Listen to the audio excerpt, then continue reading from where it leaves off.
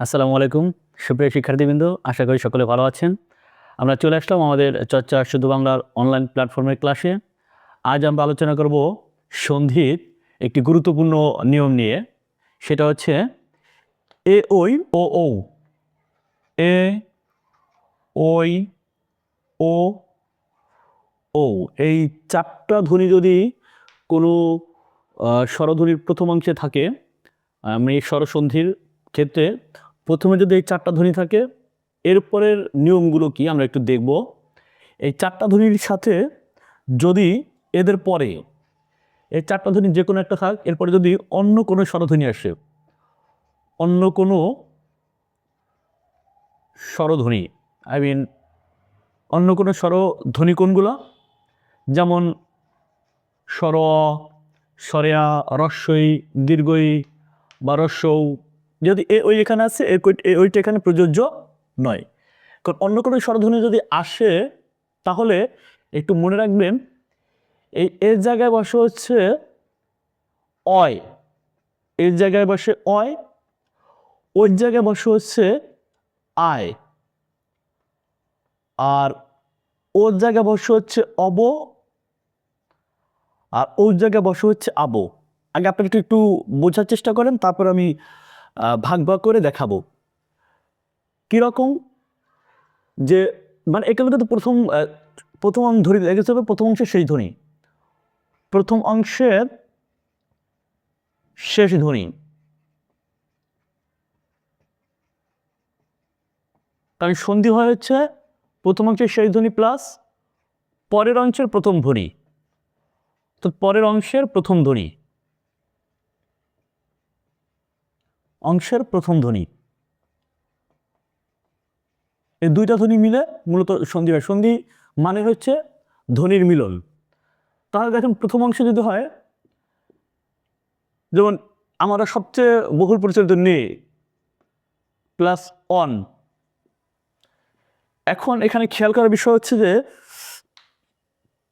আমাদের আলোচ্য বিষয় যে আমাদের সূত্র ছিল যদি প্রথম অংশের সেই ধ্বনি এ হয়, তাহলে ন আছে না, নয়ের পর একার আছে, দ্যাট মিনস এ আছে, প্লাস অ মানে অন্য স্বরধ্বনি, এ ওই মধ্যে নাই, এ ওই ও ওর মধ্যে না, অন্য স্বরধ্বনি, তার মানে কি এটার জায়গা হবে অয়, এটার জায়গা হবে অয়। তাহলে দাঁড়াচ্ছে এরকম ন প্লাস এই একার জায়গায় আসতেছে অয়, প্লাস হচ্ছে এখানে অন। এর তো মোটামুটি আমাদের সূত্র অনুযায়ী আসতেছে। তো সেটা যদি আসে, এখন দেখেন এখানকার নয়ের ন প্লাস এই অয়ের কোনো কার আছে, অয়ের কোনো কার নাই, অ ন উচ্চারণ করতেই অ চলে আসে, তার মানে অ কাটা থাকতেছে অন্ত্যেষ্টয়, যেহেতু কার নাই। একই যুক্তিতে এই অ কাটা থাকতেছে ন, তার মানে নয়ন। দ্যাট মিনস এই মানে হচ্ছে যে নয়ন এর সন্ধি বিচ্ছেদ হবে নে যোগ অন। স্যার এখন নে যোগ অন করতে গেলে অন্ত্যেষ্টয় কই থেকে আসলো? অন্ত্যেষ্টয়টাই হচ্ছে সন্ধিগত কারণে আসছে। কেন সন্ধিগত কারণে?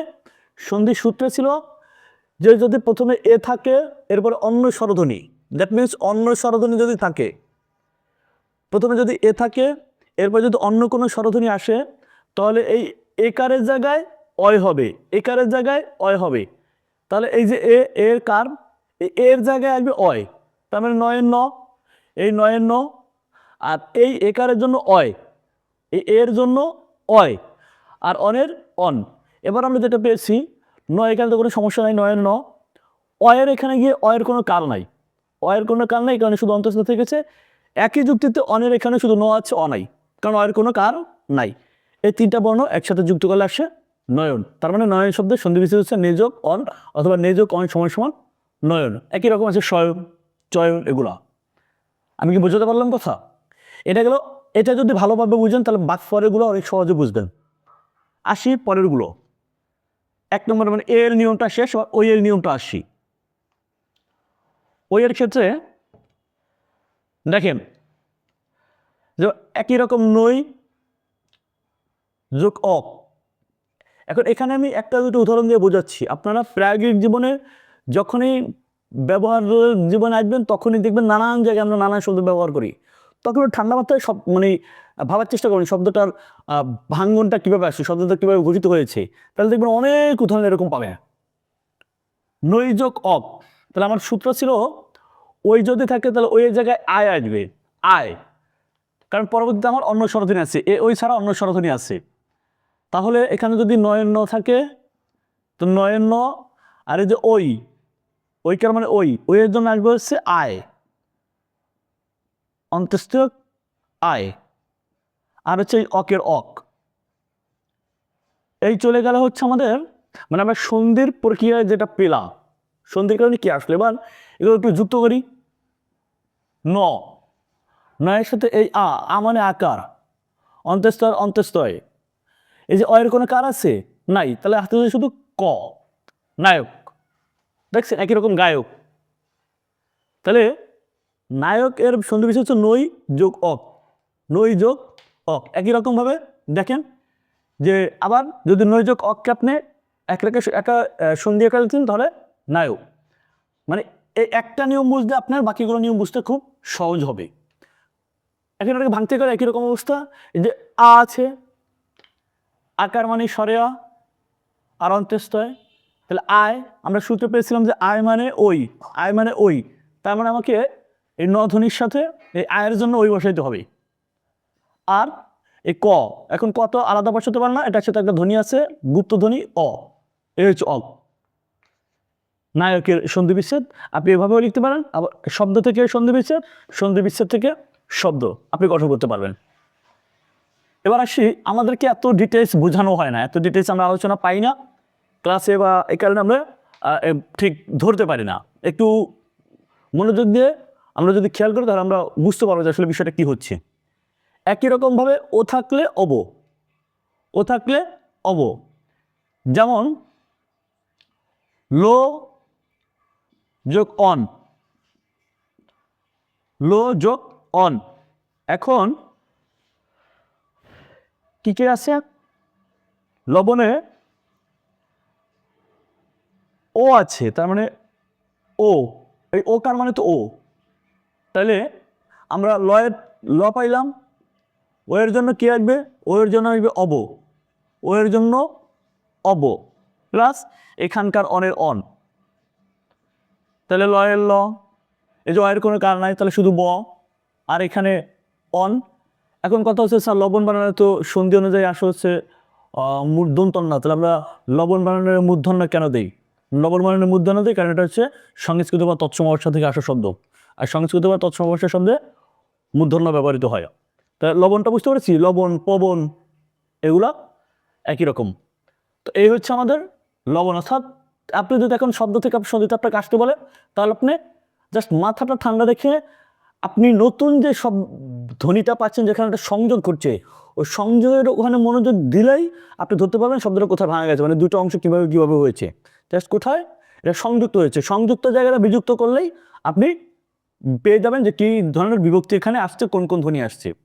আসে আমাদের সর্বশেষ শব্দ, যেমন ও থাকলে আবো হবে তাহলে ভৌ যোগ উক, তাহলে আমরা আসি, আমরা পেয়েছি, পাইলে হচ্ছে তার মানে আবো আসবে, পাইলে আবো আসবে, তাহলে ভয়ের ভ প্লাস স্বরে আবো আর রস্যৌ কৌক। এবার খেয়াল করেন ভয়ের ভ, আয়ের জন্য কার, বয়ের ব, রস্যুয়ের জন্য রস্যুকার, কয়ের ক, মানে এই রস্যটা এখানে কার আকারে আসছে। এটা আমি ধ্বনিবর্ণের ক্লাসে বলেছি যে যদি কোনো স্বরবর্ণ কোনো ব্যঞ্জনবর্ণের সাথে বসে তাহলে ওই স্বরবর্ণের সংক্ষিপ্ত রূপ বসে, আর এই কারণে স্বরবর্ণের সংক্ষিপ্ত রূপকে কার বলা হয়। এই যে এখানে রস্যের কার বসেছে, এই হচ্ছে আমাদের মানে ও এর আমাদের নিয়মের আলোচনা। আশা করি এই অংশ দেখলে আপনারা ও সম্পর্কিত সন্ধির যে আলোচনা সেই আলোচনা আপনারা বুঝতে পারবেন। আর এটা অনেকটা ম্যাথের মতো, মানে গণিতের মতো, দয়া করে প্র্যাকটিস করবেন। মানে প্র্যাকটিস না করলে এগুলা আজকে দেখলেন ভিডিও আবার ভুলে যাবেন, আবার দেখে গেছে পরীক্ষার আগে গিয়ে কিছু মনে পড়তেছে না। এই কারণে ধারাবাহিক থাকবেন। এগুলো অঙ্কের মতো চেষ্টা করবেন এগুলোকে একটু প্র্যাকটিসের মধ্যে রাখার। আজকের কথা বাড়াচ্ছি না, আজকে পর্যন্তই। সবাই ভালো থাকবেন, সুস্থ থাকবেন। আল্লাহ হাফিজ।